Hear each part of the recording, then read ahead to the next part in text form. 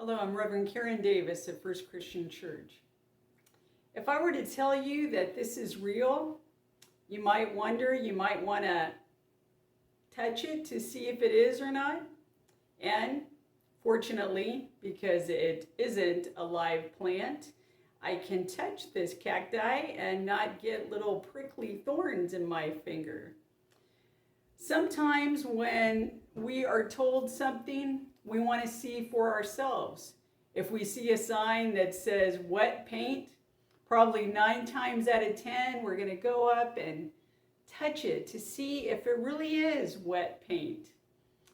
If someone tells us about something amazing that happened to them, we might believe it, but we also might want to see proof.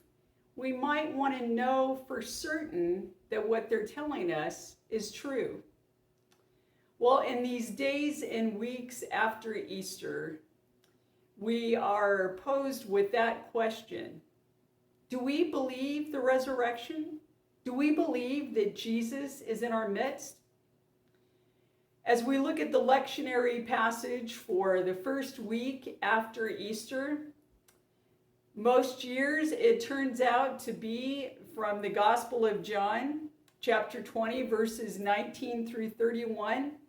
It always seems to be placed right there in that week after Easter, when maybe those questions are in our hearts and minds about all the excitement and joy that we just celebrated on Easter Sunday, that maybe now we're trying to figure it out for ourselves and what it means for our life. So as we reflect on the passage from John's Gospel, we are faced with the story of Thomas. And unfortunately, Thomas has gotten the label through all these centuries as Doubting Thomas because he wasn't there that first day that Jesus appeared to the disciples as they were in the upper room. And we have to remember, they were all in that upper room because they were afraid. They weren't sure what the future held for them. They'd heard the story from the women that went to the tomb, and Jesus was not there. Then they encountered the risen Jesus, but still some of them wondered if it was an idle tale, if it was true. And now Jesus has come to appear to them in that room, and they have seen for themselves that Jesus is risen. He has risen indeed. But Thomas wasn't there, so for him, when the others tell him, he wants just a little more proof. He wants to see his hands, his side, his feet. He wants to know for himself. And when Jesus returns the next week, Thomas drops to his knees to confess, "My Lord and my God." There, with that proof, now he truly believes. Jesus reminds him, "You have seen, and so you believe.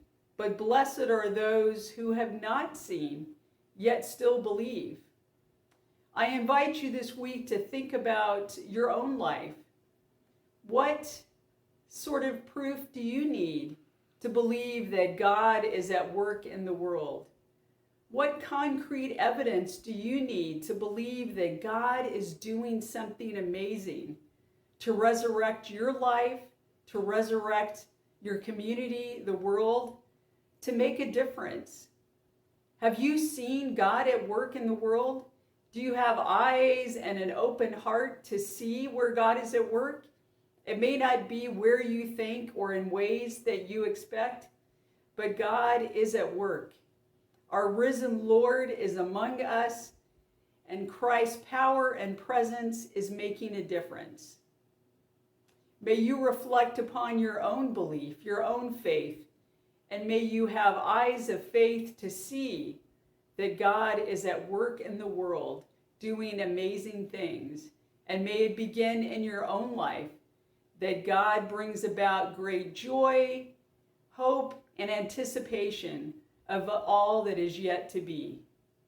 May God bless you and touch you and lead you through this week and doing great things.